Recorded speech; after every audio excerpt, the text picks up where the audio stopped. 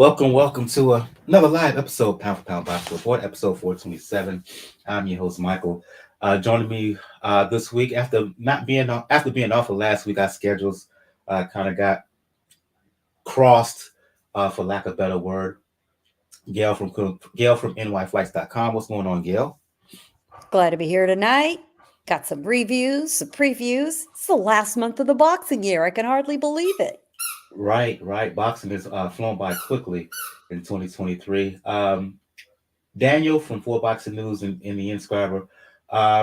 His schedule is real busy right now. Fingers crossed he'll join us later on in the show. For those who are new to Pound for Pound Box Report, Pound for Pound Box Report, live YouTube show, podcast, blog, site, etc. Talking all things boxing. The model is when boxing is good, we'll talk about it. When it's bad, we will talk about it. Bottom line is, if it concerns the sweet science, it will get discussed. If you want to find out any and all information about Pound for Pound Box Report, the site is the place to go to, p4pboxreport.com. If you wish to email us with any questions, thoughts, suggestions, etc., you can do so. p4pboxing at p4pboxingreport.com. On the site, you'll find links to where to find the show, find all things Pound for Pound Box Report, where to find us on over the social media platform, links to the YouTube channel, links to the Facebook page, Tumblr, IG, Twitter, because I refuse to call it X. Also, if you wish to donate during this holiday season, wouldn't matter if it's $1, $2, $5, we would be grateful for any contribution. It'll help us behind the scenes. Got Cash Me and PayPal location links also on the site. Links to where to check out Pound for Pound Box Report all over the podcast realm, whether it's Anchor, whether it's Apple Podcasts, whether it's Spotify, for the time being, Google Podcasts. And I say for the time being because Google Podcasts is going to end very, very soon. But typically, wherever you listen to your favorite podcast, you should be able to find Pound for Pound Box Report. Also, last but certainly not least, as we are into the holiday season full bore, if you're looking to get your body right, looking for a workout program to take off those extra pounds, get ready for the new year for 2024, please check out my link to Body, BODI, formerly known as Beachbody On Demand, fitness programs for any and all interests and goals. The old school P90X 123 series. If you're looking for a weightlifting program for those who pump iron, please check out programs like Lift 4, Lift More, Body Beast. If you're looking for hard, challenging, hit, functional kind of workouts, check out programs like 645, 6 weeks of the work, Morning Meltdown. If you're into yoga and Pilates, got programs for that. If you're looking for a boxing specific program, please check out 10 Rounds. That is a 6-week program, 3 days a week of boxing based cardio, 2 days a week of weightlifting / resistance work, or at the very least, take advantage of the 14-day trial, which runs throughout the year. And that is for 14 days. If you choose to select, you get access to any and all programs on Body, including the brand new sample workout for the program Dig Deeper, which is set to drop in the first quarter of 2024. Let's get things going by recapping what took place this past weekend, Gail. And again, for those who are expecting Daniel, we hope to have him on. Fingers crossed that he can make it. But again, his schedule's right now real busy this time of year, just like it is for all of us. Highlight the main fight of this past weekend was, of course, the return of Ryan Garcia. Gill took on Oscar Duarte. Many remember that King Ryan, his last outing, was stopped by Duarte. Tank Davis, one of the high-profile bouts of 2023, making his return to the ring at 140 pounds. Stopped Duarte in 8. I felt that Garcia had some trouble in the early rounds. I don't get what he was trying to do with that kind of quasi-modified shoulder roll, but he was able to figure things out over time. His vaunted left hook came into play. That's the punch that eventually was the beginning of the downfall of Duarte. Garcia hurt him with the counter check left hook, finishing them off with a follow-up series of punches. Your thoughts about the overall performance of Garcia, kind of a grade with the new trainer in fold. It was such an odd fight, and it really happened in different stages with completely different looks. The bottom line, cutting to the chase, he got the win, he got the stoppage. He, in the end, did what he needed to do. And he even got a handshake from Oscar De La Hoya after he won in the ring. So, there's that. But what an odd fight. Even understanding that he's adjusting to a new trainer in Derek James. Who knows exactly what they're working on? We can guess. First half of the first third of the fight, you could see James' influence starting to work on him, a little bit more tactical, a little bit more defensively responsible, not pulling the trigger, not getting impatient, not relying on the, admittedly excellent speed he's got, and, that left hook. Unfortunately, Garcia's been around long enough that everyone knows where the left hook is and where it's coming from. Fighters with less experience or less skills, he can still get it on across, and he did with Duarte.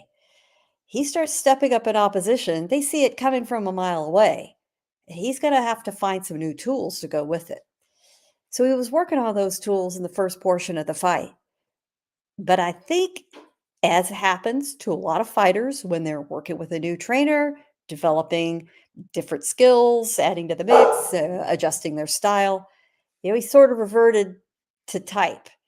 And I think he got a little bit concerned about, when am I going to be able to reach this guy and hit him back?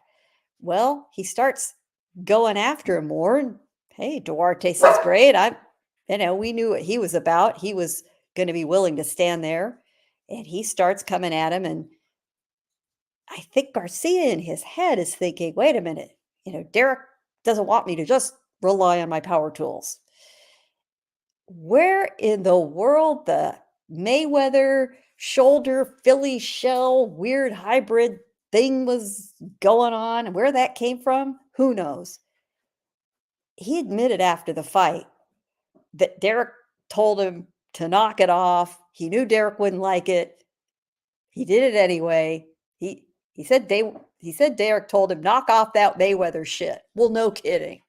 Nobody should use that Mayweather shit except for Floyd Mayweather. Never goes well for you. But once he'd gotten a good look at Duarte, once he went through that phase, he reverted kind of to type in the later rounds. And sure enough, manages to land the left hook on the button. End of fight, end of discussion. And honestly, after watching that fight, I was left scratching my head a little bit. It raised a lot of questions that still need answers. Hopefully he'll get some time to get back in the gym with Derek, and hopefully he goes right back there, looks at fight video. He does look at video, to his credit. He does look at a lot of video of other fighters as well, greats from the past. He's a good student of the game, and Derek should take advantage of that, get him in, get him working, see what they can change, going with what they can't change. If Ryan is going to revert to a certain nature, then Derek needs to be very strategic about what sort of skills are being added to the mix. But Ryan does advance to the next step. He says he wants the big fights. He's calling out certain guys. We can talk about that in a minute, and we'll see what happens. Before we get into that, go back and read, put up a comment here from Beagle 47. I appreciate you checking us out live. If you have not done so already, make sure you hit that like and subscribe button. He says, I'm trying to read out because it's not making complete sense the way it's being worded, or maybe I'm just reading it wrong. So I'm going to try to put it in my own interpretation. He says, sure, couldn't have been working long on that shoulder roll. He also says his hands are as fast as always. True, but to Gail's point, he has to rely on more than just quick hand speed, right? As you expertly noted, Gail, he's becoming predictable. You mentioned how fighters are starting to catch on to the left hook, how it's thrown and when it's thrown. He got the job done here, but I still see a incomplete fighter. And moving forward, hopefully James will add more layers to his game because he's going to need that if he wants to become a world champion. Now, you mentioned how this was just an interesting fight. To me, it was an interesting, not just an interesting fight, but interesting developments before and really after the fight, right? During the final press conference, um, Garcia put De La Hoya and B Hop on blast, right? And hours before the fight, you could see Oscar in the locker room of Duarte, giving him hugs and hand pounds and whatnot. Uh, let's just say things are not copacetic when it comes to between Garcia and everybody at Golden Boy. There's that aspect. The fact that fight was contracted at 140, ended up being at a catch weight. Garcia calling out Rolly Romero. Romero basically says that Garcia doesn't deserve that kind of fight.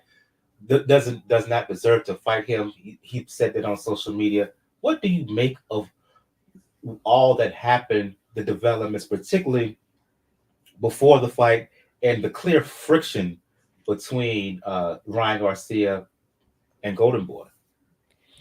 This is a marriage that's got its problems, and it's almost always had its problems. Oscar, Bernard, Ryan are all very strong personalities. It's like watching family members squabble, right? And sometimes the squabbles are just, low grade, annoying under the surface, and sometimes they sort of burst out into the open. And when it's, say, a couple, married couple, and you're watching them fight, yeah, it's uncomfortable. It just is. And inevitably you're tempted to take sides, right? Who's right? Who's wrong? Who should be apologizing? Sometimes they get over it. They work through their differences. Sometimes they don't. It's up to them. In this case, there's a business relationship going on, coloring the feelings, the strong feelings and emotions. And, boxing is a very emotional, very personal sport. I mean, you are out there exposed. It's about you. And in Ryan's case, he's dealing with two of the few promoter executives who've been in the ring at the highest levels, at the level where he wants to go. But we have to remember, Ryan is still a very young man. He's almost like a child actor or child star in a way, brought up, with the spotlight on him, and not realizing that despite all of the, uh, accolades and compliments and advantages he's been given, he needs to transfer his sort of child star skills up to the senior levels. And, growing pains happen. And unfortunately, we're having to see them out on a stage. A lot of guys get to do this behind the scenes. They get that chance to mature first. Ryan never got that. And Ryan's come up and been told how great he is, and you know, just heard a lot of compliments all his life until suddenly he got to the end of his, he kind of got to the edge of his experience and talents, and now he needs some serious coaching.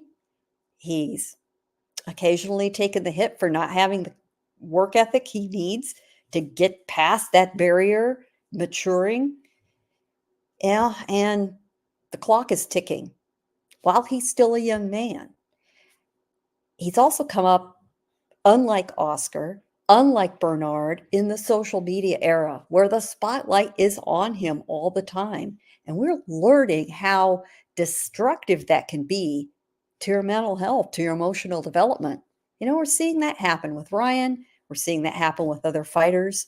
In large part, the reason Joshua Franco retired was because of this. It's happening to a lot of these young fighters. I think we're going to see it more and more unless it's recognized in the early stages, in the amateurs, in the development process. But here we are with Ryan and Bernard and Oscar, like those squabbling couples right out there in public. And we're all cringing watching it happen. I hope they figure out a way to at least do business together, to respect each other as business partners and move forward. Golden Boy needs Ryan.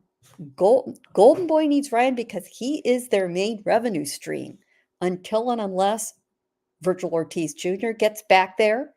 We're going to see here in about a month. And until some of their developing prospects, either pay off or don't. Floyd Schofield, maybe. It's hard to say. So let's hope that they all solve their differences and move on. As for the Rolly fight, you know what? I don't hate it because it's very marketable. Speaking of business, the buildup with those two leading into the fight, that's going to be some fun, right? Ryan can turn his attention to Rolly instead of Oscar and Bernard. The issues are going to have to do with some of the other obligations, what happens with Ishmael Barroso, who, his latest fight got delayed, and whether there's a rematch coming down the road. So I don't know if they're going to be able to put a Rolly fight together for Ryan. There's other options out there for him. What he should not be doing, what he absolutely should not be doing at this moment, is taking on the winner of Haney Prograis. I would dare say I don't Or think he's ready. Shakur, who he Or also called Shakur, out. or well, Fight. Shakur. I mean, that's a joke. That's not going to happen. But Teofimo Lopez is absolutely a potential opponent, and I think that's a bad idea right now too. I really do. I mean, yeah, and we talked about it last week about Teofimo turning the fight down with Garcia. It makes that decision on his part even more dumb, more stupid, given what we saw from Garcia in this fight with Duarte. Because yeah, you don't turn down the potential bag that you get with a fight for Garcia on basically first offer. Art of negotiation, I said it last week and I say it again. Art of negotiation, he clearly lacks it. And he's also, this is my little mini rant, my apologies. But to me, it's just another example that Teofimo is a little bit full of himself and thinks he knows more than everybody. And he just basically loose lips, sinks chips too often is the case with him. But again, that's my little rant. Let's move on here. Comments from Ivan DC. Appreciate you joining us. He says here that Duarte's corner lacks speaking English. In his opinion, could have argued basically, he's saying that the ref could have reprimanded Garcia for turning his back at points of the fight. How is he supposed to punch if Ryan Garcia was turning his back? True. It's not the first time that Ryan Garcia has done that. He should have got multiple warnings, possibly a point taken away from him. That's up for the debate, but I agree with you in your general assessment here. And Yeah. Beagle also. I am going Go to ahead. point out, however, I believe Duarte's cutman was Sergio Estrada, who's an American, Mexican American. There were no lack of English skills, and even if there were, there should be somebody in the official ranks during that fight who speaks Spanish. In the boxing world, yeah, that's just not optional. So Right. whether or not his corner spoke English or not, it shouldn't have really made that much difference. He also, Beagle also chimes in and says that Oscar and King Ryan are basically business first and boxers first. Let me try to put this: Oscar De La Hoya and King Ryan. Basically making an argument that one is boxer first and businessman second, and one is businessman second and uh, businessman first and boxer second. I guess the general assessment here is this a toxic relationship between the two, Gil? You're You on mute, know, it, Gil. yeah. Give me a second to think about it, man. Um, I don't think it matters. You know, they either agree to do business with each other or they don't. There are a lot of people who do business together who are personal friends. Uh, and as I said earlier, though boxing is a very emotional business for a lot of valid reasons. Uh, Guys are and girls are laying their lives on the line. They're out there, you know, with no one to help you in the ring. I think there is an issue of Ryan being of one generation and Oscar being of another. They have, though, both lived their lives under a spotlight. That is something they both understand. And it's more difficult, I think, than any of us can possibly imagine. Now, Bernard stepping into the middle of this, you know, Bernard has kind of been Oscar's bagman in the lead up to this fight. He gets it. Uh, you know, he certainly tangled with the powers that be when he was a fighter. He wasn't always well liked either. They they have to decide whether their business interests coincide or whether they don't. I think they both very well understand what their business interests are. Every fighter who earns a paycheck understands what their business interests are from on a personal level. Um, and I see that comment, Beagle 47. You know, that may be true and that may be part of the problem. I And think they're too much alike, that personally. truthfully, I'm with you there. Like I say, they both You know, you have understand to being understand that under the two glare people of are extreme, publicity and the right? That pressure that it's, goes with it. Yeah. I was gonna say it's like how situations where you two people run into each other, they're so much the same that they never get along. That's very possible too. I think And that's there because the yeah. way they grew up, how they built, kind of how they fight. Oscar relied on the left hook early in his career. Ryan relies on the left hook now. Both of them are super popular, equal popularity. When you in comparison to their times, Oscar was super popular throughout the 90s. Imagine if social media was around then, right? Same with Ryan now. I think they're, kind of in a sense two peas in the pod and they just don't realize it. I think they do realize it. I think that they both are speaking past each other, saying, "Well, yeah, I get it. That we're a lot alike, but you don't understand. Times are different, right?" I think that is Ryan looking at Oscar, saying, "You know, things have changed in the years since you were in the ring."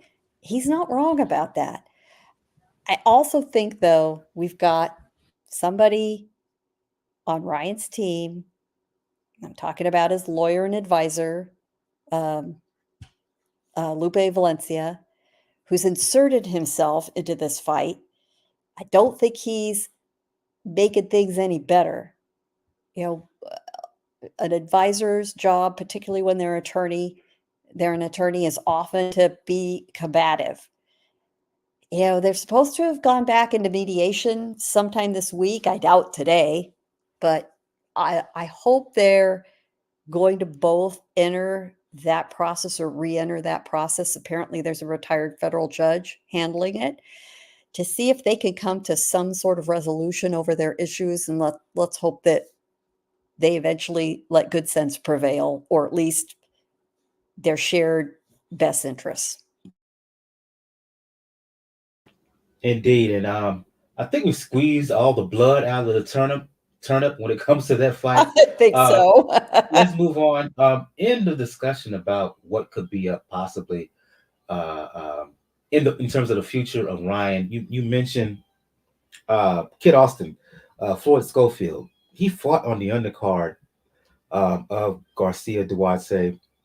Easy, white through, made easy work of Ricardo Torres. kind of surprising in my opinion. First round, right? You can rehash what little we saw from him in that fight if you want. The interesting thing for me is who are they talking about him fighting next? Given the unsettled state of the lightweight division, right? With Haney announcing that he has vacated the belts just days ahead of his upcoming fight with Prograis. Schofield is ranked number 5. I want to say by either the BA or the BC at 135. There's early talk in these boxing streets of him fighting Jojo Diaz as early as February of 2024. If that happens, Gail, I'm not mad at it. Really, really good fight just to see where Schofield is, how good Schofield is. I know Diaz, he won his last fight, but he had lost his 3 previous fights. If he's on his game, he can give most in the division a good scrap. I think it would be a good test for the up and coming 21-year-old Schofield. They have history, they have backdrop. Your thoughts? Golden Boy is absolutely not afraid of matching its fighters internally and testing them against each other. I like them for that. And I heard this fight being discussed. I think it's a great idea. It's really no surprise that JoJo is toward the end of his career. And I don't want to use the G word as in gatekeeper, but let's be real. That's kind of where he is. If he wants to get a few more paychecks, in the comfort of, the Golden Boy atmosphere, they've been real good to him, keeping him around. This be a great use of his skills and talents to give the young Schofield a test. I like it a lot. Could be a real fun fight, or if what we're seeing with Schofield is real, it might not be a very long fight. Again, like the one we just saw, which that was a very quick ending. I did not expect it to go the distance, but I did expect it to go a little more than a round. So shame on anybody who wasn't in their seat at the opening bell, because you might have had to wind your stream back to take a look at it. Schofield is one of those promising fighters in the Golden Boy stable. He just can't develop fast enough for them, for their, the health of that company, the health of that promotional company. But I hope they don't rush him unnecessarily. Still, so far, he has passed every test. Indeed. And when I say backstory between Schofield and Diaz, and I wrote about this with 3kingsboxing.com. Please check out 3kingsboxing.com, your source for pure unadulterated boxing information. Shout out to the entire 3KB staff, crew, and contributors. 2K, Prodigy of Boxing, who's the man behind 3 Kings. Bo, who you heard on this show numerous times, senior writer, head of media relations. I'm a senior writer there. Shout out to Bakari, a fellow senior writer. Ed, who's our editor, and all the contributors behind the scenes. Schofield was one of these guys, uber talented amateurs. And as you know, Gail, as most boxing fans know, when you have supremely gifted young cats coming up in the game, one of the things they do, which is, I don't know if it's technically not legal, quote unquote, but a lot of these young up and coming prodigies, what they do is they spar a lot of pros. Some of them serve as one of their a lot of these elite pros sparring partners when a world champion, professional world champion, gets ready for a fight. I mean, classic case, Zab Judah, Fernando Vargas, all the time used to be in the camp of Pernell Whitaker during his days as welterweight champion, right? But anyway, Schofield, when he was 17, sparred Diaz, and Diaz has claimed that he had the best of him, blah, blah, blah. Schofield was like, I'm a kid. I was only a kid then. I'm becoming a man now. Let's see what you do when we get in the ring. And after the fight, he was in an interview, Schofield was, with Fight Hype, and basically saying that Jojo Diaz, his time is done. He's going to prove that if they ever get in the ring. So that's what I mean by backdrop. Diaz who's never shy to clap back, went on social media and said, I'll see you soon, blah, blah, blah. again, I hope the fight happens. It's a good test for Schofield. Crossroads fight between the young, hungry pup and the old lion, if you will. Um, Good move on Golden Boy's fight. I'm not mad at it. Let's move on to some other fights here, and let's move from uh, uh, um, the card, the DAZN card featuring Garcia, to another DAZN card, which took place on the same day as Garcia and Duarte over in Ireland. And and Michael Conlan, right, um, fought Jordan Gill and was stopped in 7. The thing I the thing that comes to my mind in this fight, Gill, is that it's time for Michael Conlan. And what I mean by time, it's time for him to call it a day. He got put down in the second round here, got hurt badly, and to the point that the referee waved it off in the round 7. In round 7, excuse me. Conlan, in my opinion, has never been the same since that dramatic uh, 12th round knockout loss to Lee Wood, which he was ahead on the cards, had Wood badly hurt, but Wood slowly worked his way back into the fight, literally concussed Conlan and knocked him out of the ring. Um, it was earlier this year. He got stopped by Lopez, the IBF champion. He can't take a punch no more. He doesn't have any confidence no more. He's never been an elite boxer, and if he can't outbox anybody, any against any decent guy with a decent punch, that guy with a decent punch has a legit chance to knock him out. Time for Michael Collins to call it a day, Gail. Yeah, it was a painful fight to watch if you're a Michael Conlan fan. Honestly, I would not have been surprised if referee Howard Foster had stepped in and stopped that fight in the second round. Conlan almost went through the ropes again from that punch. He barely stayed in the ring as he fell back when Gill hit him with a hearty left or hearty right hook.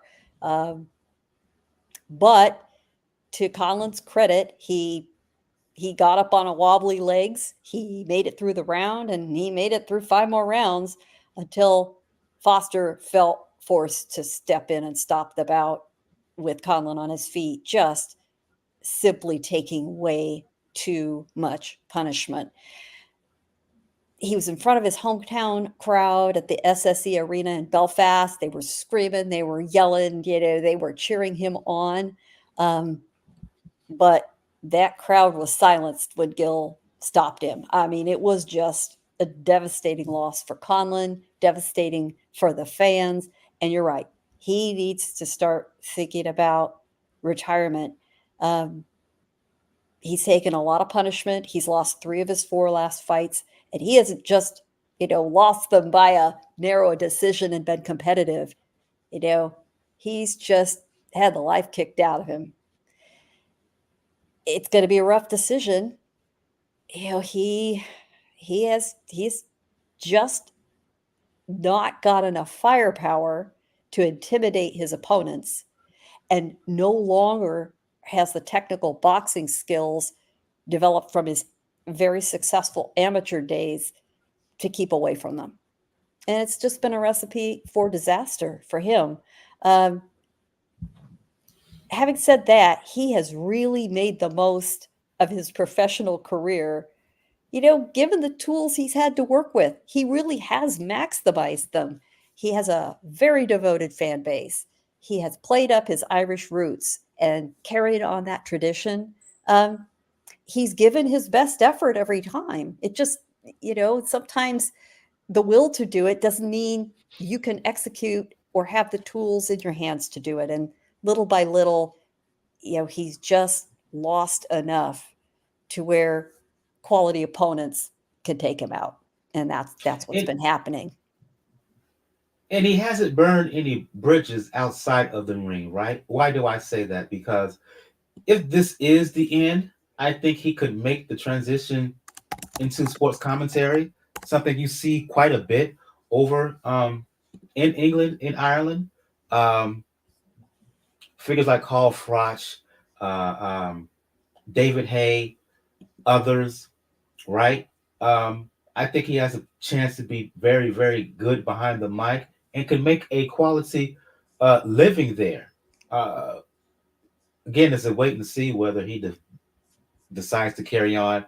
I hope sensible folks can talk him into deciding to retire while he's still young and has his faculties, because in the ring, I just don't see it, and the reason I don't see it is because of that very, very unstable chin. Let's move on to You some know, news here. before you move on, I'm going to just halt you for one moment because in the shock of the loss by Conlan, we do need to give credit and recognize Jordan Gill, Yeah, yeah, not just for the performance, but for the story we all learned about in the ring after the fight. He was on the verge of a suicide attempt earlier this summer. Talked about somebody saving his life, didn't name who they were, decided to go back in the gym, go back to Ben Davidson and get busy. And here he stood on Saturday, with his career completely revived, completely back in the mix. He had been coming off his own loss. He had lost in 4 rounds to the veteran Kiko Martinez. With props to Kiko, but that was a tough loss for him. This was a do or die fight for both men. He credited his team. He credited his father, who's also been a co-trainer by his side. Um, and he said, "Hey, I turned my life around. If I can do it, you could do it." That's a powerful message, and good for him for using that platform in the ring after the victory to send that message out. and I see Daniel has joined us from Four Boxing News and the Inscriber. Catch you up here. We're talking about Jordan Gill, his stoppage over Michael Conlan. Quick word on that, if you have any, Daniel. That was a humbling moment, unfortunately, for Mr. Conlan.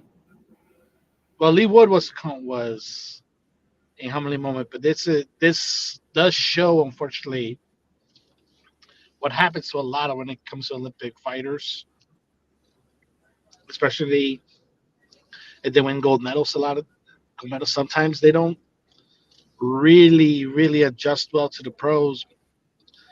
Mike Conlan did fairly well to the top rank until they let go. He went to Matchroom, and I think I actually do think that Lee Wood fight, he's not going to be the same after that, because he went from possibly already winning a first round knockout to a late stoppage, and then this just compounded. Like, I got to give full props to Gil. He came in prepared, he came in ready, he knew his moment, and he stepped on the gas when he needed to. There's something you always got to do when you're on the B side, especially against somebody that may not have their full confidence, which you could obviously tell the Conlan didn't have his full confidence going into that ring.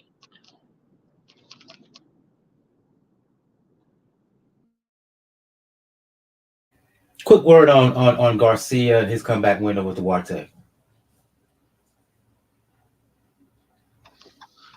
Steve Kim actually put it in the way best. Like, that fight is a personification of his career. He showed flashes, he showed the talent that's there, but he also showed how much it can stall. Now, mind you, I think this is his first fight under Derek James. Like I said, my rule has always been you have to give a fighter 3 fights to get fully acclimated to a trainer. So this may be the fight when it comes into getting the growing pains. What concerned me is the catchweight situation. Because if he's already blowing past 140, that's going to be tough to discipline in a division that could be right for the taking at that point for him. But he did what he was supposed to do as far as winning. Like I said, it wasn't the prettiest win, but he won, which is the main goal. And ultimately, that pans out.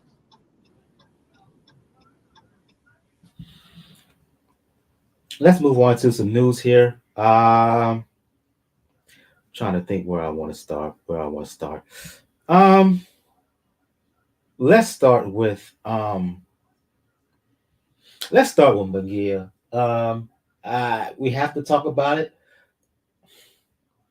I'll just throw it out there. Whoever wants to cover, because I don't have much anything. I don't have much to say about it except ask why. Munguia, John Ryder. John Ryder, who we know last fight was the fight against Canelo. He lost that against Munguia, who I'm still waiting for him to fight a super significant opponent. I'm still waiting to fight for him to fight a world champion level guy at 60, 68. They're going to fight. To me, I'll go back to you, Daniel, then you can follow up, Gail. To me, I don't know what weight this is, but it seems um, just on first look, first impression, that this is going to be at 168.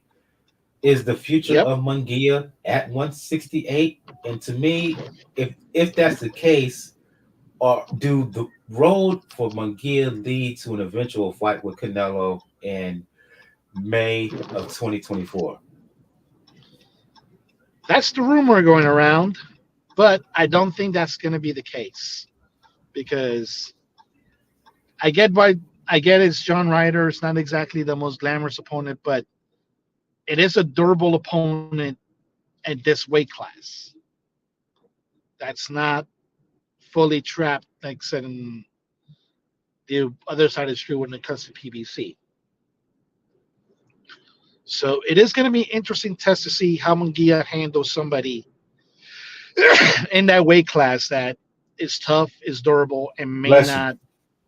Thank you, and may not falter as easily to his power as he normally has. Now, I have a personal feeling that, like I said, like I mentioned last week when they came to the Benavides fight, until Canelo comes out and officially says, "I rescind my statement. I will fight a Mexican for a world title."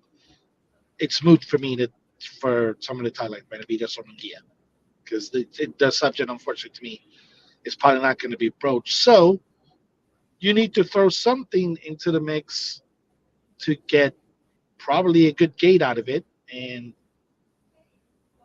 Eddie does have a Puerto Rican that, yeah, his name is the only thing that mainly matters because we know his English skills had a kind of cap. But more than likely, I could see him, if he wins out against Ryder, try to get a classic Mexico versus Puerto Rico fight against Hector Berlanga.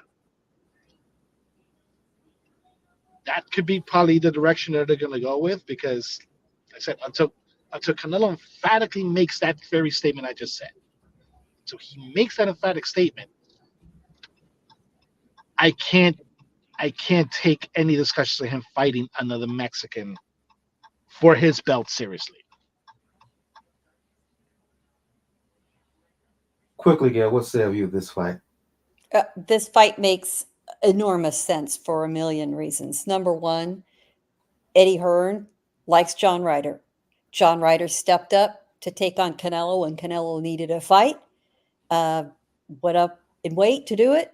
Was a good soldier for Eddie. This is another paycheck for Ryder. He's easy to get along with. He gets another job. Employers hire people they like. I mean, technically, a promoter is not his employer, but people do business with other people they like. Second, and really more important, which makes a lot more sense than it appears at first, is Ryder is fresh off fighting Canelo. Now he's going to fight Munguia, and he'll be a measuring stick. We'll see we could see how he performed against Canelo. We'll get to see how he performs against Munguia and weigh the two against each other.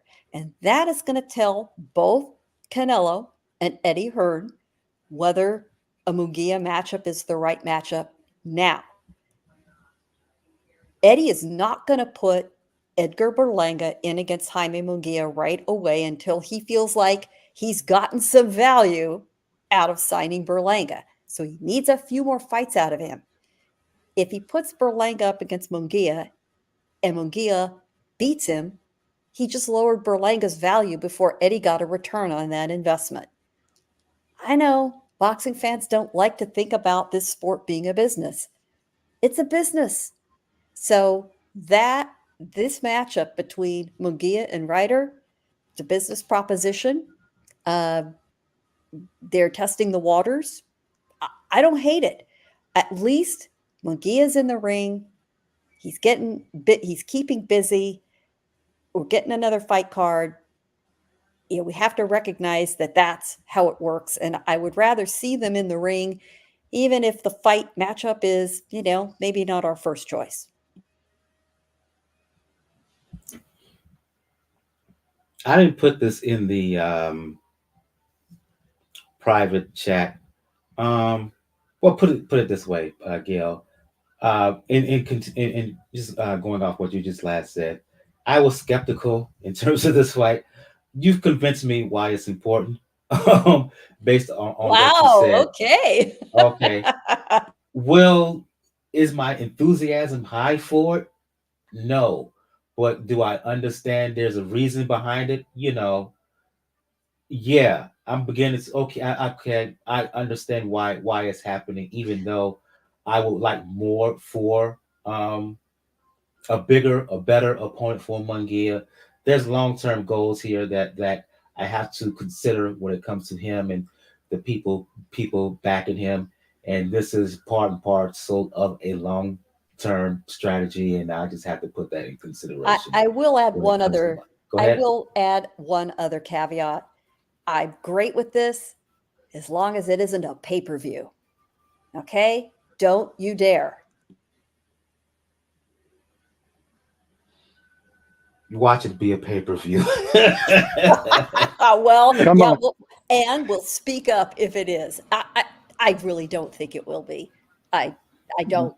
And again, it's an investment. Eddie needs eyeballs on Munguia for people to get familiar with him. The hardcore all know him, but the casual fans do not.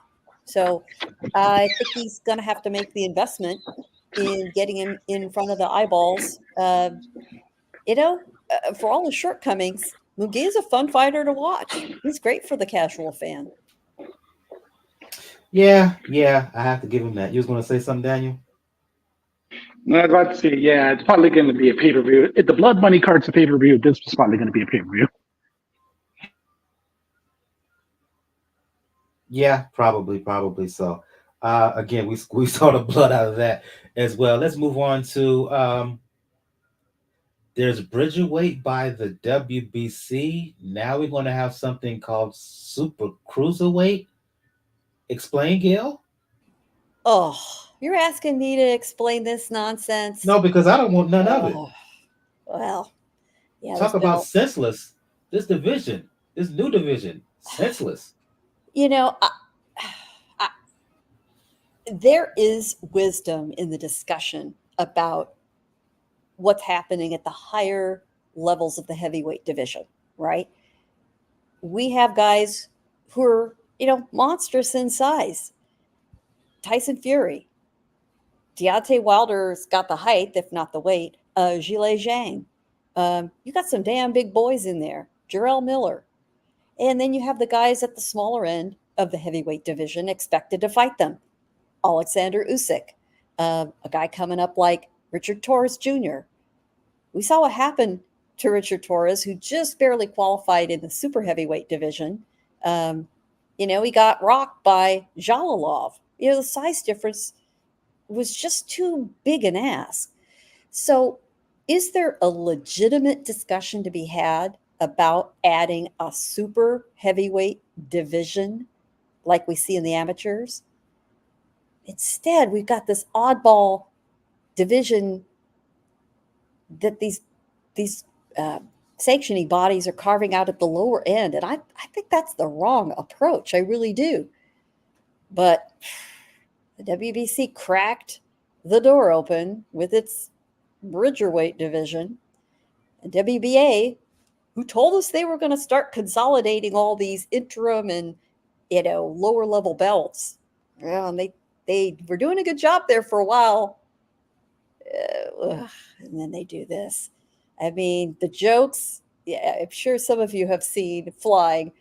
We've got super cruiserweight We've heard it also called slight heavyweight, which I think is hilarious. Props to our friend Lohanshaw for coming up with that one. I mean, it's just silly. It's just plain silly. Have a discussion about the larger men being carved off. That's the one that makes the most sense from a fair play standpoint. The problem is those are also the big guys. The big guys are the stars of that division, and they don't want to set them off in their own division. So, I mean, if you want to broaden the weight range of cruiserweight, fine. Don't carve off another weight division. 18 weight divisions in boxing, that's insane. Again, I got nothing for this. Daniel, do you have anything? Okay, this may be me playing devil's advocate for this, because unfortunately, either Mauricio's going to die this hill, or either Paco or Mendoza are going to join them, and Mendoza joined them. So unfortunately, I got a feeling this is going to stay in the future, but it's an interesting situation because on one end, you can try to make like what's called the super heavyweight division. You can try to do that, but if we're gonna follow an example, like for example, I can't believe I'm saying this, but MMA, they themselves even have a weight limit for a heavyweight fight. That doesn't work in boxing because that weight limit would immediately, you would see some fighters some fighters probably shouldn't fight anymore, like Big Baby Miller, can now be completely disqualified from doing it. Or Tyson Fury not being able to do it. But the situation is mainly this. There is a merit and an argument to either what Gail said, which is extending the cruiserweight division, or making something in between. Because extending the cruiserweight division to this is like 215 or 220, this weight limit between 220 to 225, something like this. Yeah. So from light heavyweight to cruiserweight, it's already a 25-pound jump. That would almost make it a 50-pound jump. That doesn't make sense to me as far as if you're trying to keep it when it comes to the cruiserweights. Because also at that point, Usyk that would probably qualify still just be a cruiserweight. It makes a little bit of sense to create something in between, but I would probably say you would have tried to do it as a trial run. Not make a belt for it, not try to say that this is a champion for it. The way I probably would have done is I would have had a trial run. Maybe in the amateurs or maybe in the local, like regional area for the fighters that, like I said, they're not big and they're too big for cruiserweight, but they're not big enough for like the Joshua, Fury, Zheli Zhang, Joe Joyce heavyweights. So it will make sense to test it out. Not do it the way that the WBC and the WBA are doing, just straight up just giving them the belt, and then trying to see which one of the smaller heavyweights is willing to take it. Because if I still remember correctly, Oscar Rivas was a WBC Bridgerweight champion, and I think he's only defended that belt once, if I'm correct. And that was, like I said, in something that wasn't really recognized. So how would you test it out? You have to test it out somewhere in the lower card, somewhere where some fighters can actually start developing an actual division around it to have the guys really be tested out. But unfortunately, it is going to be here to stay because it was going to be feast or famine. Either Mauricio was going to stand on his own, and then the idea would have fallen on his own. And we know how Mauricio's stubbornness can get into him. We just have to look at how he handles women's boxing. Well, Yep.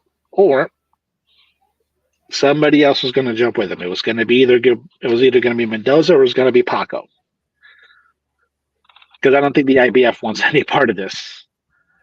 And unfortunately, Mendoza is the one that jumped in him, and now you have two of the sanctioning bodies doing it. So it makes it more plausible that this Bridger this should have been called the light heavyweight division. This one should have been called the light heavyweight division, on all honesty. Because look what we're doing. We're going from light heavyweight to cruiserweight to super cruiserweight or Bridger weight. We could have just tried to switch it up and just have then light heavyweight, then heavyweight.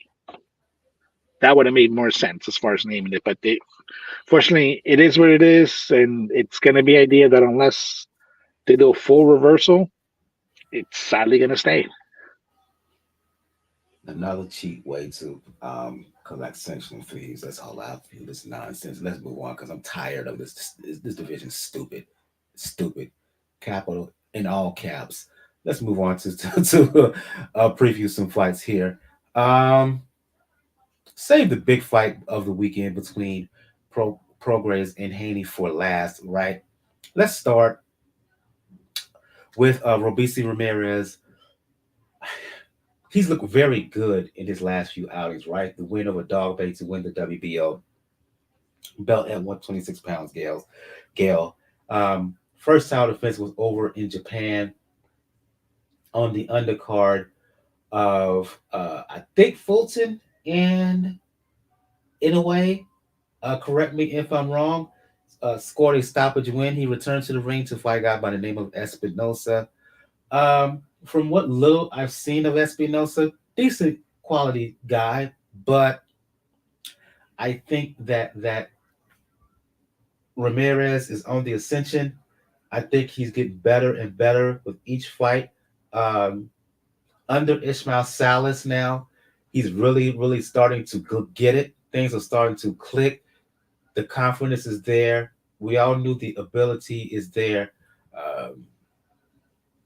Assuming that he doesn't slack off in concentration or anything, I see Robeisy Ramirez as the clear favorite here. Yeah, without a doubt.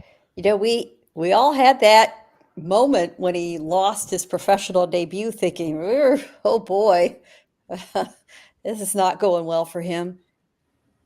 Props to him for overcoming that. And he has been coming on. You know, his growth trajectory, pardon me for struggling on that, you know, has been on the upward curve.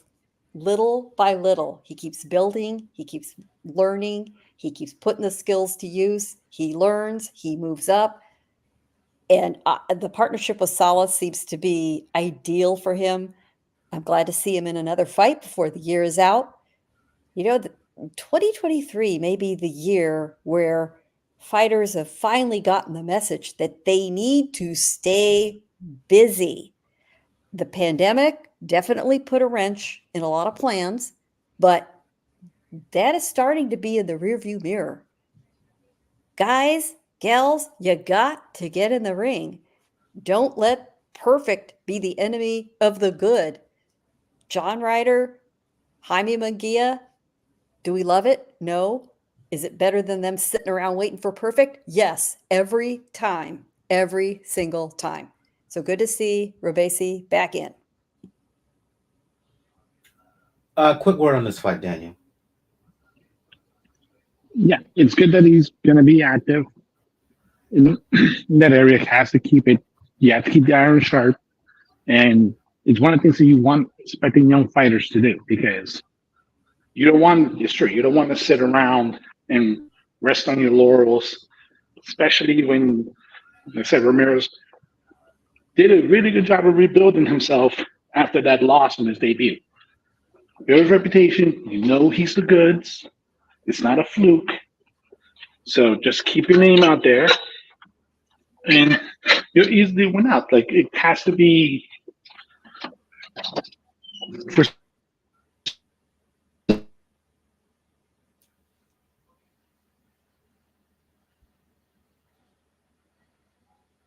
I think we For may have him not lost Daniel. to. Oh, okay, there you are. You went out on us for a few seconds, Daniel. Could you repeat yourself? Oh no, you said. Yeah, what I said is it would have to. It would take probably like a Prince Nassim Hamed type of slacking off in order for him to really start to lose when it comes to this fight, and I don't think Rosemary Ramirez is going to do that. Pretty much agreed. Let's move from featherweight up to the real up to cruiserweight, or what should be cruiserweight, because that's super heavyweight. I don't know what that would still don't make no sense. I'm still annoyed. Chris Billam-Smith making the first defense of the WBO belt. Daniel fighting Mateusz Masternak. This fight is going to happen on Sunday over in England. Billam-Smith defeating Lawrence Okoli in a surprising win, right? To win the belt earlier this summer. Fighting a Masternak who I've seen him on film. I think this has a chance to be a very entertaining scrap. They both kind of fight the same, in my opinion, but I think that the champion is a younger, fresher version of what to me is a very aggressive come forward style because of his youth. Because I think he's bigger and stronger, I give him the advantage, Daniel. That I can fully agree with, because the way he beat Okoli was very, very surprising. Because Okoli was a fighter that looked like he was going to make everything move possible in order to keep his belt. So this is actually a very interesting test, kind of like a mirror match in a video game. Somebody that fights like you, somebody that moves like you, somebody that can handle the situations like you. But like you mentioned, he's younger, he's faster, and he's hungry because now he knows he has to defend. This is his first time defending the belt. And young guys, they said they don't want to be one of those statistics that, oh, they only won the belt, they never defended it. So I think, yeah, Billam-Smith is going to be able to, and it'll work out.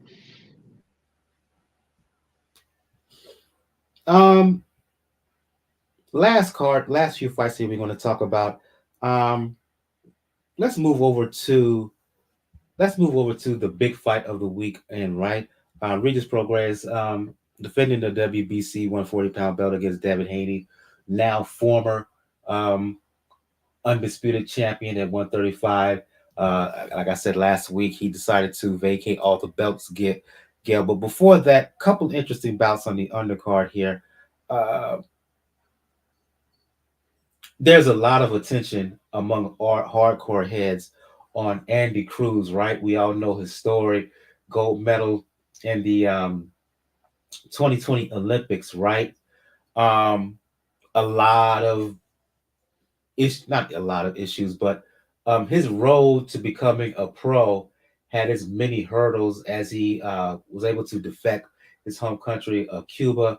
I think that even though this is only his second fight at lightweight, I see a future world champion, right? Loaded with skill.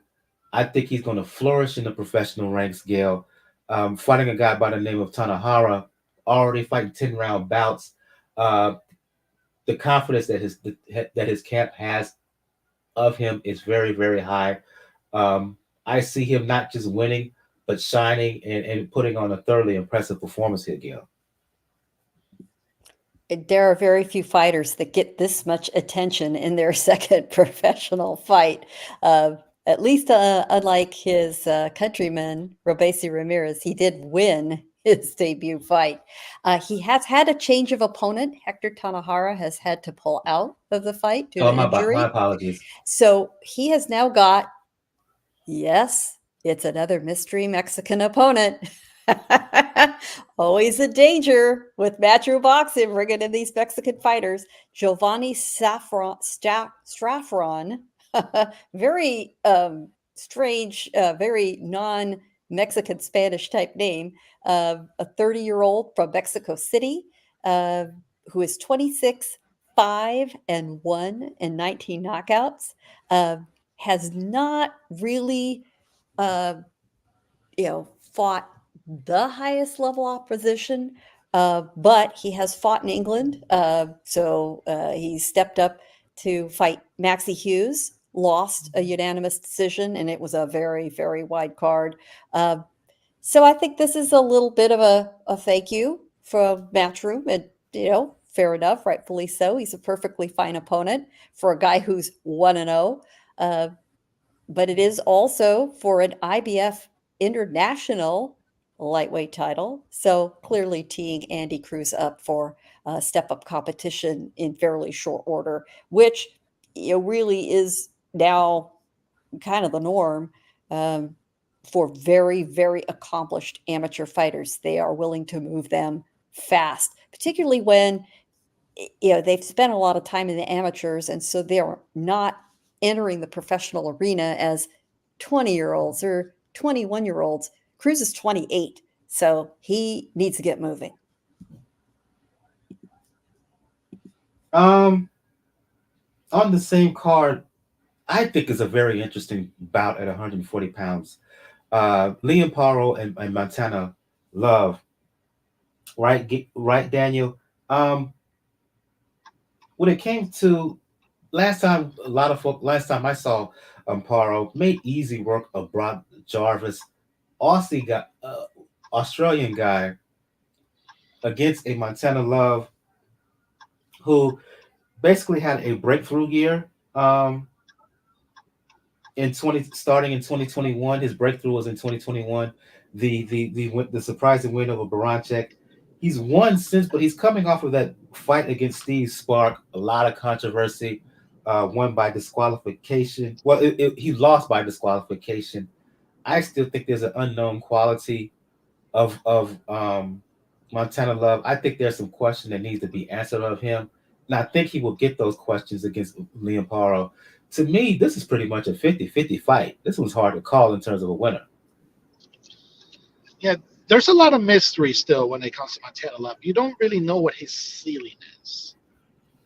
And it's mainly because that's the way he's positioned, because I think he's mainly like a Ronin type when it comes to the division. He's not really completely tied to a promoter because he's worked on Canelo cards.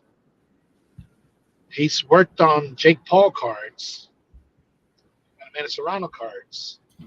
Now he's working another Matchroom card. So you don't really know what trajectory he's going to be facing. So this is an interesting test, and it's at 140. It's a division that is right now for the taking to see who can actually call themselves the man of the division. Like we talked about. Yes, you guys talked about it. I know I talked about it briefly. We just had Ryan Garcia trying to make a fight into it, although I think that was more like a light welterweight type of fight. And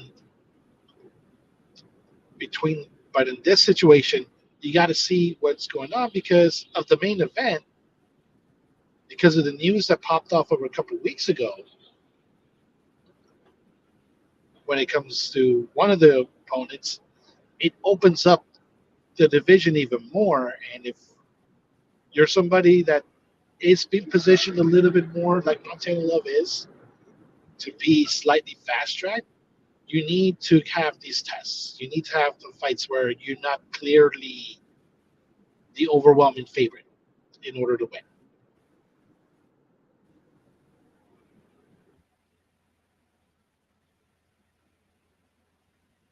Also on this card, Gail, Ebony Bridges. Um, some in women's boxing view her as polarizing because of the heavy interest that she gets, attention that she gets outside of the ring and whatnot. Her stuff outside of the ring with the OnlyFans and her social media presence often gets more weight than gravitas than what she does in the ring. She returns on the undercard here to defend her belt against a former junior bantamweight champion, Mayo Yoshida, Bridges IBF bantamweight champion at 118. Here's the thing with me, Gail. Is Ebony Bridges the most skillful fighter in the world? No. Is she the most skillful fighter even at 118 pounds? Heck no. But the thing about her is she's tough. She can take a punch, and she is strong as all get out in that division, right?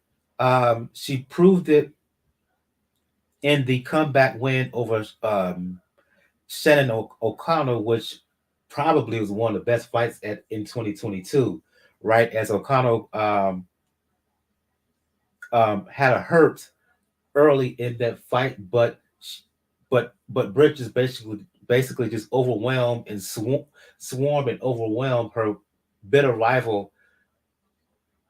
I think that in the end, Yoshida could hang with her in the early rounds, but what you saw in her win over O'Connell, I think the same thing could develop here against Yoshida. Technically, Bridges is the older fighter, but because of that physical strength, that attacking style, she's in your face, she doesn't give you room to breathe. I think that from that standpoint, she's going to be proved to be ultimately too much for Yoshida. I don't think Yoshida has the power to keep Bridges off, and you need a combination of power and skill just to keep Bridges off you. Listen, I get that there may be people who criticize Bridges' approach to boxing and the way she conducts herself. I'm not one of them. Maybe that surprises you. But listen, she came to professional boxing as a 33-year-old 4 years ago. 4 years. She is using all the assets she's got without apology. She's making the most of her time. And yeah, she dresses provocatively. She appears to enjoy the good life outside the ring. She's partying with Conor McGregor, hanging on his arm. Okay. Would all of her professional rivals do that? No. Could all of them do that? No. She knows what she is, and she knows who she is outside the ring. Inside the ring, you couldn't have described her better. We can yuck it up and laugh and ogle at her and be astonished at some of her behavior outside the ring. Inside the ring, she bangs. She's serious. She's in there without the frills, without the makeup, without the fancy outfits. She is there to fight. And she is fun to watch. Her last fight with O'Connell, thoroughly entertaining. She knocked O'Connell down in the third round. She won that fight with an 8th round stoppage in a championship fight, her first defense of the IBF World Bantamweight title. Listen, nobody should be making fun of her as as a less than. She's putting her skills to work in the ring, and she does have skills. This will be her second title defense. She's ranked top 5 in the division, and this isn't like the upper divisions where there's a real decided lack of competition. There is serious competition here. I'm interested to see her. I'll be ringside for the card up in San Francisco. This will be my first opportunity to see her fight live. I'm very, very interested in getting a little close-up look. Not in the way y'all think. Okay, come on. But, at age 37, Ebony Bridges is leaving no possibility off the table when it comes to her visibility, her ability to make a living. She's maximizing it all while she can. I don't hate her for it. Right. As I said, do I think she's the best at the 118 pounds? No, but is she good ultimately for the sport? Absolutely. We'll see how she does here. If she wins, could there be a unification bout? Yes. I do think there's one woman in that division she needs to stay away from, but that's all assuming if she wins this coming weekend, and we will talk about that more on the next episode. Let's get down to the big fight of the week, one of the biggest fights of the last half of this year. I'm going back to you, Gail, to start off the conversation. Regis Prograis fighting Devin Haney, basically in Haney's hometown in San Francisco. A lot of trash talk between these two during the lead up. Haney is officially at 140 pounds, here to stay, and he's even talking about if he wins, he's going to soon move up to welterweight. Who knows about that? I think he needs to establish himself at 140 pounds first because a lot of fighters there. But let's start with this. But let's really give a breakdown of this upcoming fight with Rougarou Prograis. I still say if you're going to judge Rougarou off of that last fight against Zero Leads, I can't pronounce the guy's name. Starts with a Z. You're making a mistake because styles determines fights, and that style that was presented for Prograis in that last fight, just a bad matchup for him. He got the win. Some people feel he was fortunate to get the win, but he got it. I think it's going to be a much different story here. Ooh, nasty little injury. I'm sorry, I'm watching them. Got distracted by the football game. Looks like a nasty injury to Trevor Lawrence. My apologies. But anyway, I think that Rougarou is going to bring his A game here. I think he's really going to bring the fight to Haney. I would not be surprised one bit if Prograis goes to Haney's hometown and beats him.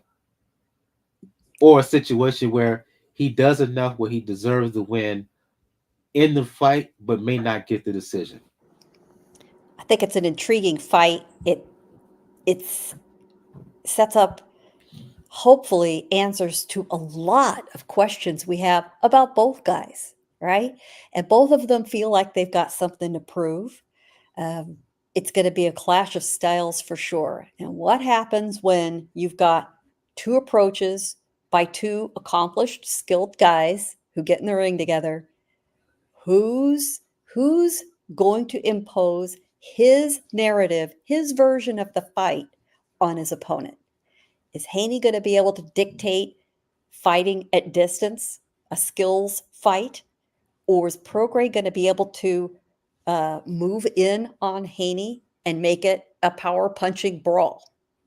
That's the number one question, is which way is it going to go?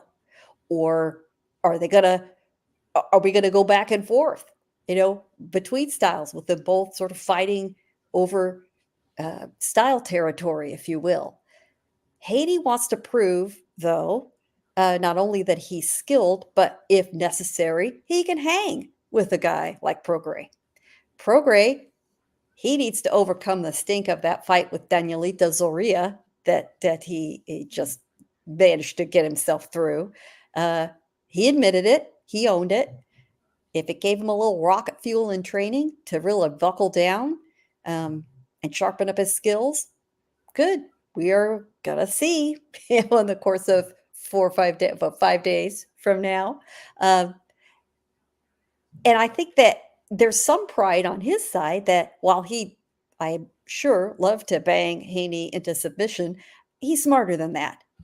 So I think on his side, he wants to prove that, yeah, he can do both too. Yeah, that he's got the power to put Haney down, but that he's got the skill to get to him in the first place. So we're going to see. I think both of them, underneath the sort of the overlay of the trash talk that's gone on, and, props to Regis. He's really good on poking at Haney on social media. And, Haney's been willing to play along. Good for him. They both also want to earn the respect of the boxing community. And I think there's the littlest chip on the shoulder of both of them for different reasons. All these ingredients, I think, make it for a really good fight, a surprisingly good matchup, very interesting venue, which I'm eager to see how that does or doesn't play in. Yeah, that's Haney's hometown, but it was really his birth town. He never really lived there. However, his mother and a lot of his relatives on that side of the family are all there. So they're likely to be ringside. He's made it clear that while his father, trainer Bill, has been the really visible family figure in his life, that his mom and the rest of his family's always been very supportive, that he's always been in touch with them. So that adds a little bit of extra flavor to it. So I think we're all in for a really interesting fight. Again, yeah, we got that pay-per-view issue. That's a shame. I think it would draw a massive audience if it was just a straight up broadcast. Yeah, we'll see how it does. I'm sad that there may be fans who miss out, especially if it turns out to be as good a fight as we hope it will. A lot of people are summarizing, or not summarizing, that's the wrong word, are saying that this fight, Daniel, is the speed and skill and the movement of Haney versus the power of Prograis.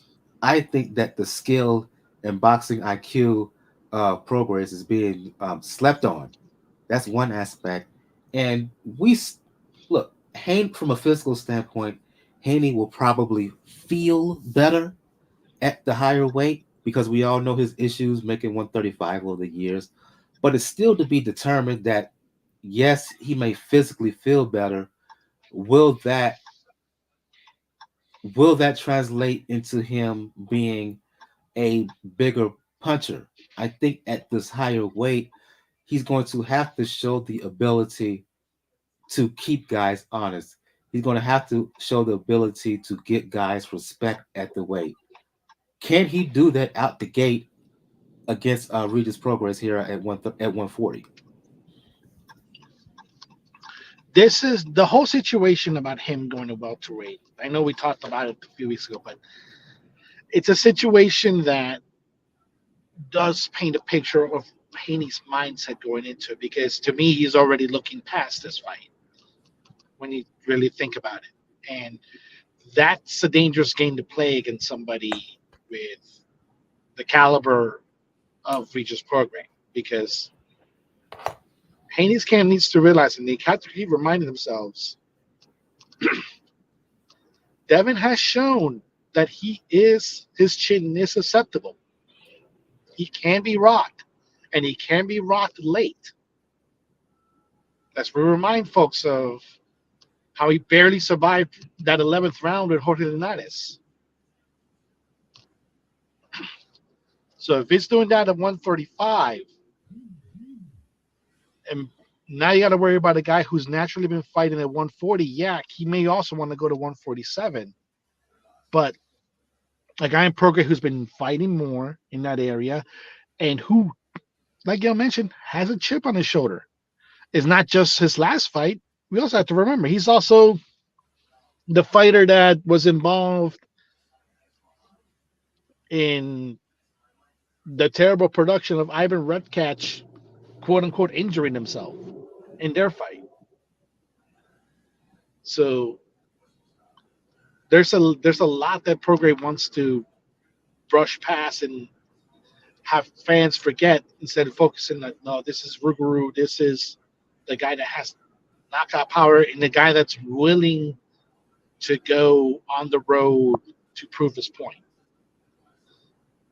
And that's the motivation, I think, that's a little bit more in tune with what this fight should be, which is both these guys have something they need to prove, and they're the best opponents right now that they could do it with, because the Devin Haney, if his camp already mentioning welterweight before even this fight's going into it, like I said, it gives me the sensation of you're already looking past your opponent.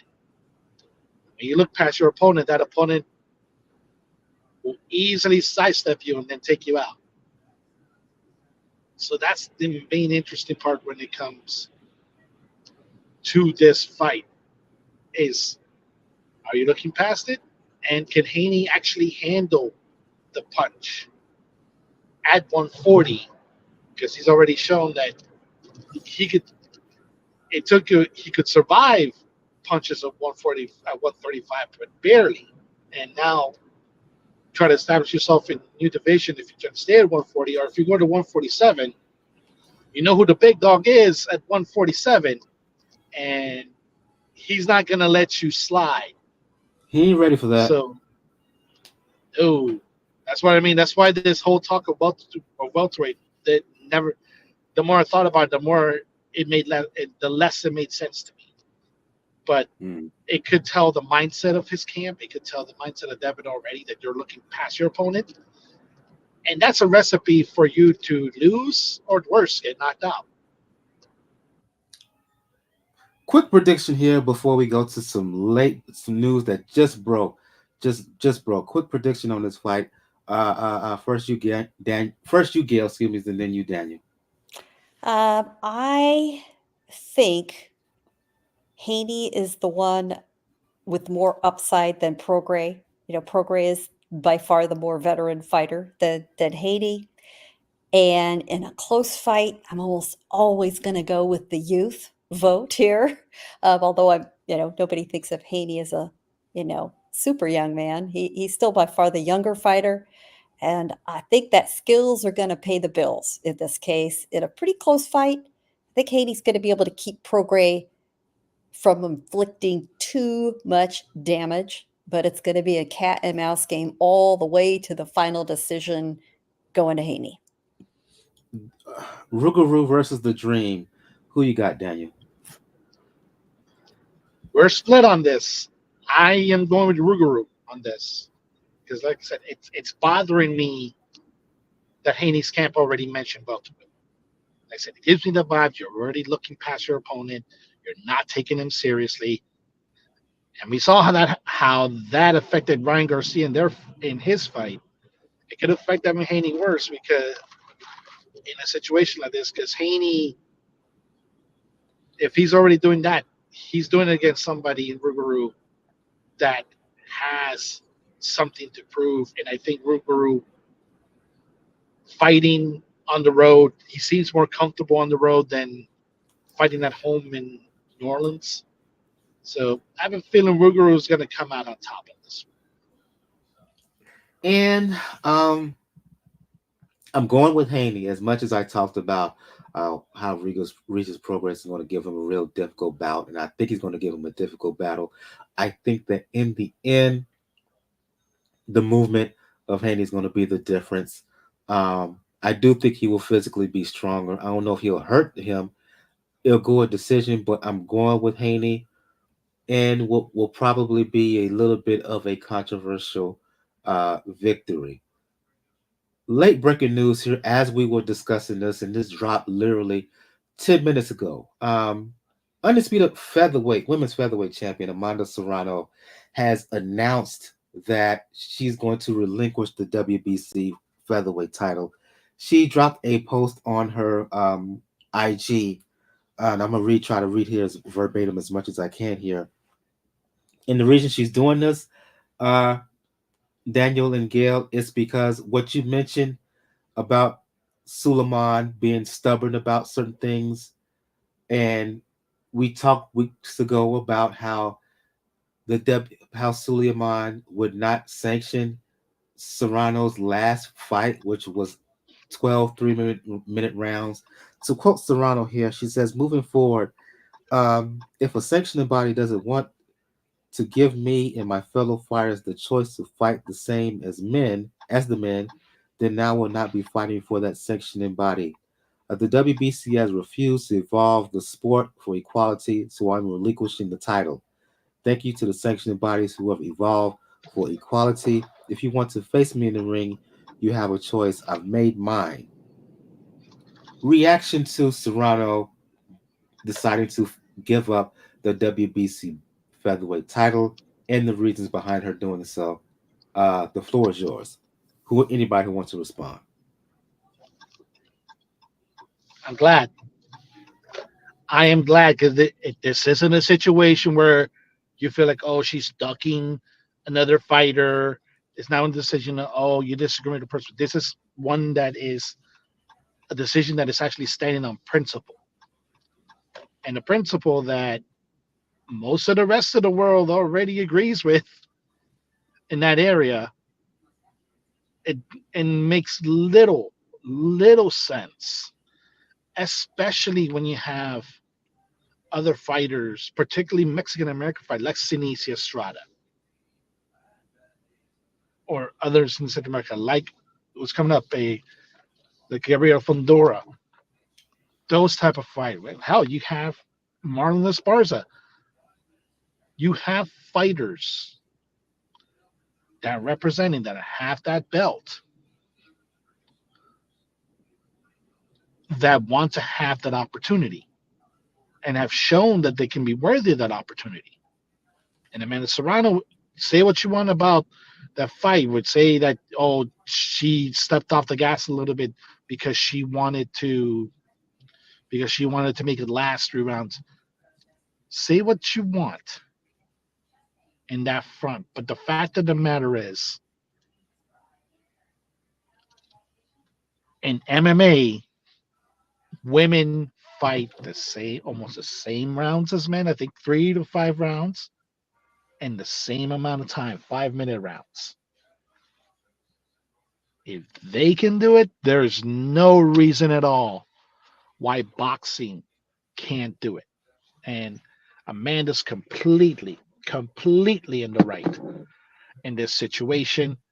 And if more female fighters decide, I'd rather do this, I'd rather stand on principle on it, that's less sanctioning fees that Mauricio's going to collect. And that's a good reason to talk and maybe evolve your thinking in the division when everybody else pretty much already decided, you know what, that makes sense. Women should fight 12 rounds. Women should fight 3-minute rounds. You shouldn't be the holdout on it because eventually, and this could be the first case of it, it's going to cost you money. And if it costs, and sanctioning bodies, that's their lifeblood. It's those fees. Less fees they have, less way that they have to operate. So hopefully this is a good learning shot for Mauricio, and maybe he'll rethink his stance. The WBC made their position clear when it comes to women fighting 12 3-minute rounds. Gail, Amanda Serrano has made her position clear in reaction to the WBC's decision. Hey, when you're in the driver's seat at this point of a career like Amanda Serrano is, you can dictate terms. You know, more and more of the veteran fighters who are stars, who are a draw, they don't really need the sanctioning bodies. You know, once they've hit a certain level of accomplishment, like Serrano, like a Terrence Crawford, they could tell the sanctioning bodies to go hang. They don't need their 3% sanctioning fees, you know, when they're at their peak earning years. F that. It's not worth it to them. And the one belt they can fight for without paying a dime is the ring title, which has to be a very, very high standard, to the point that it's not going to be in play for the Van Rodriguez-Sonny Edwards fight, although the ring crew argued and discussed it at length. That's how high a standard they have. They've got their certain parameters and rules, and that fight narrowly missed it. And by Suleiman, you know, digging his heels in over this issue with women at the top level of the sport, and then deciding to pick a fight with Ring Magazine over the ring title, he is on the losing side, but he is a very, very stubborn individual. You know what? That's how he wants to run the WBC. Fine. But the big stars of the sport are going to say, fine, then we don't really need the WBC. Thank you. Thanks for playing. And they're going to move on. You know, I think it's going to be a little like a lot of the union resurgence in this country where the employees have, you know, taken back their power. I think when it comes to the WBC and some of these rules, fighters are taking back their power. And I think we're going to end things on that very powerful note from Gail. I want to thank everybody who joined us in the live chat. Thanks, Beagle, Ivan DC. Appreciate your comments and your questions. If you're checking us out again on YouTube, um, please make sure you hit that like and subscribe button. Um, to do so will help the overall algorithms behind the scenes. Um, and also get us close to being monetized. Last quick word from Beagle before he had to sign off. Um, I have to go. He's basically saying he has to go, but thanks for the broadcast on a Monday night. And enjoyed it and much appreciated. Well, thank you for listening, Beagle. Please spread the word. Please hit that likes button, hit that subscribe button. Please share the episode as well as on your various platforms. Going to go to the panel here. Back to the usual format. Begin with ladies first. Going to end with ladies first. Gill from NY Fights. For those who want to talk boxing, let the folks know where they can find you. You see it right there, nyfights.com. nyfights.com is where my work can be seen. I will be ringside for the fight between Haney and Prograis and all the undercard fighters. So you can follow me on social media at PR Pro San Diego. Yeah, I'm still on the X/Twitter. I am on Threads, trying to make a community there, and a lot of us are kind of flowing over there. If you belong to a lot of the Facebook discussion groups on boxing, you're going to see me there as well. And if you want to ask me questions, have me look out for something, check in with me on this fight week, feel free. And last but certainly not least, Daniel from Full Boxing News and the Inscriber. For those who want to talk the sweet science, for those who want to talk pro wrestling, for those who want to talk all things NBA, especially when it comes to the Miami Heat, let the folks know where they can hit you up. Yep, same handle everywhere, folks. Twitter, Threads, Mastodon, Blue Sky, Rocks99, RAWKZ99. They said catch me on there, and like you mentioned basketball. It's starting to look like Jaime Jaquez Jr. is gonna have a little bit of a dark horse campaign, maybe for Rookie of the Year. Granted, we all know that's gonna be Victor Wembanyama's award to lose this season. Yeah. And so in that area, And the we're gonna surprise catch in him. things like other situations, like the surprising um, Orlando Magic, surprising Minnesota Timberwolves, who so far playing very well early on this season. Yeah, they've actually made Karl Anthony Towns and Rudy Gobert work. They've somehow Yeah, made it and work. he's and Carl Anthony Towns all is finally starting to play with some toughness. Instead of playing like a kitten, he's showing he got a little bit of a tiger, a little bit of lion in him. My personal opinion on that. And so, yeah, Orlando, very, very good. A lot of young talent, as well as Oklahoma City as well. For those who want to talk boxing, music, fitness, you know what it is with me on Twitter, because I refuse to call it X. Brother JR at Brother JR76 for those who want to talk boxing, music, fitness, and all things cologne and fragrance on IG and TikTok. You can do so on those platforms, Brother JR SC. On the next episode, we will do a recap of Robeisy Ramirez, his WBO featherweight title defense against Rafael Espinoza. That's gonna happen Pembroke Pines, Florida on ESPN. On the undercard there, Xander Zayas, he's fighting in a 10-round junior middleweight bout. Couple of up-and-coming prospects on the top-ranked stable.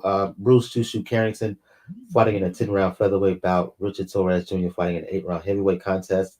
Talk about that.